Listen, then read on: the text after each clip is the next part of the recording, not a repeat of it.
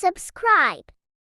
99 Us Man Tag. Bismillahirrahmanirrahim. Assalamu alaikum dear students. Welcome to my YouTube channel 99 Usman Tech. Dear student, today we'll study about anatomy of digestive system. First we discuss what is a digestive system. Dear student, system which converts large non-diffusible molecule into small diffusible molecule is known as a digestive system. वो system आपके body का जो कि large non diffusible का मतलब ये है कि जो इंटेस्टाइन से ब्लड वेसल में ना जा सकते हों, ठीक है।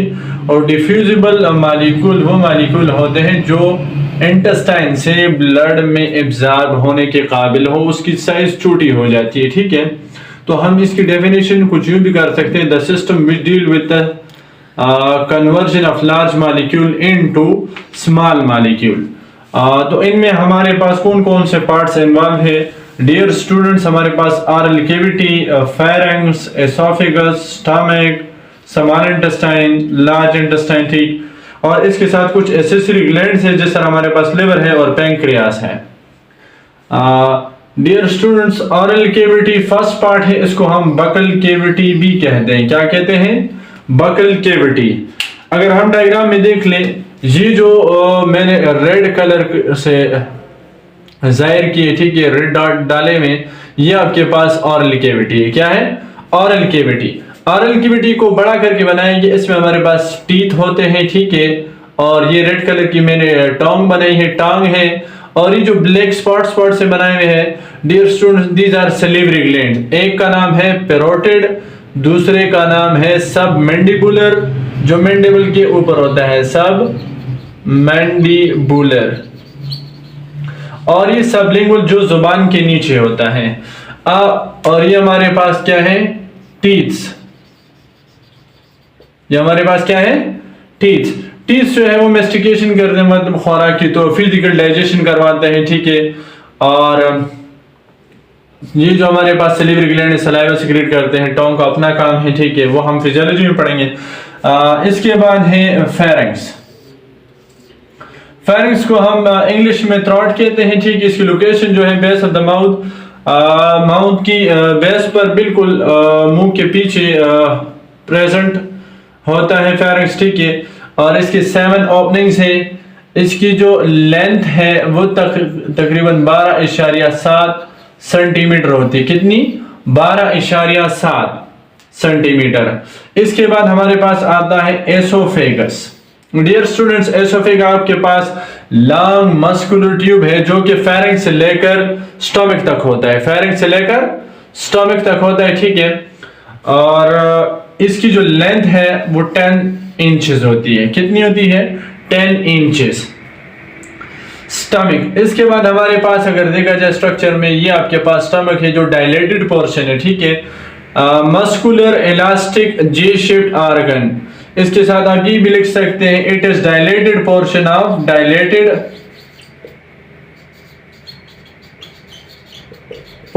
ऑफ GIT और एलिमेंट्री कैनाल। GIT माउथ से लेकर NS तक जो ये ट्यूबुलर स्ट्रक्चर है, इसको GIT कहते हैं, ये एलिमेंट्री कैनाल कहते हैं। तो ये उसका डायलेटेड पोर्शन है। बाकी यहां से अगर आप देखें डियर स्टूडेंट्स, यहां तक, तो यही वो रीजन है जहां पर थोड़ी सी डायलेशन है, ये थोड़ा सा खुला है। इसके बाद हमारे पास आता है small intestine. Dear students, small intestine हमारे पास पतले से कोइल्ड ट्यूबुलर स्ट्रक्चर है, नैरो कोइल्ड ट्यूब है, पतली है, देखिए कोइल्ड है। इसके बाद हमारे पास लार्ज इंटेस्टाइन आता है, ठीक है, ये वाइडर होता है, ठीक है, लार्जर डायमीटर, इसका डायमीटर बमुकाबला स्मॉल इंटेस्टाइन ज्यादा होता है, ठीक है, ट्यूब है। इसके पार्ट्स हमारे पास कौन कौन से? सीकम है, कोलोन है, रेक्टम है, एनस है। और स्मॉल इंटेस्टाइन में आगे 3 पार्ट्स में डिवाइडेड है। जो ये फर्स्ट कर्व है इसको आप डोडिनम कहते हैं, ठीक है। इसके बाद जो सेकंड कर्व है इसको जेजुनम कहते हैं, और लास्ट कर्व, थर्ड कर्व, इसको हम इलियम कहते हैं। ये इलियम और लार्ज इंटेस्टाइन जहां पर मिलते हैं, ठीक है, इसको आप सीकम कहते हैं, first part of large intestine. यहां पर फिंगर लाइक प्रोजेक्शन है, अगर आप देखें स्ट्रक्चर में, तो इसे अपेंडिक्स कहते हैं। क्या कहते हैं? अपेंडिक्स। इसके बाद ये कोलोन शुरू हो जाते हैं, ये है और ये। इसके बाद यहाँ पर पाउच लाइक स्ट्रक्चर होता है जिसमें बड़ा पेशाब स्टोर होता है, उसे हम रेक्टम कहते हैं, ठीक है। उसके बाद एग्जिट पॉइंट है, ठीक है, इसे आप एनस कहते हैं। ये जो ऊपर की तरफ कोलोन है, कोलोन भी आगे चार टाइप्स के होते हैं, ठीक है।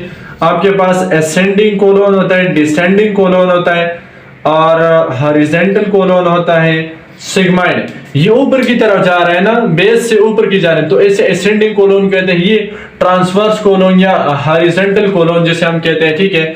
और ये ऊपर से नीचे की जानिब आ रहा है तो इसे आप डिसेंडिंग कोलोन कहते हैं। ये आपके पास शार्ट सा कर्व सा होता है, ठीक है, जिसको सिग्माइड कोलोन कहते हैं। सिग्माइड कोलोन से आगे हमारे पास पाउच लाइक एक्सटेंडेड पार्ट होता है, ठीक है, थोड़ा सा डायलेटेड होता है जहां पर बड़ा पेशाब स्टोर होता है, और आगे एग्जिट होल होती है जिसको हम एनस कहते हैं। डियर स्टूडेंट्स, अब ये जो स्टमक है इसकी स्ट्रक्चर पर अगर बहस की जाए तो इसमें मजीद 4 लेयर्स होते हैं जो कि अब हम डिस्कस करेंगे।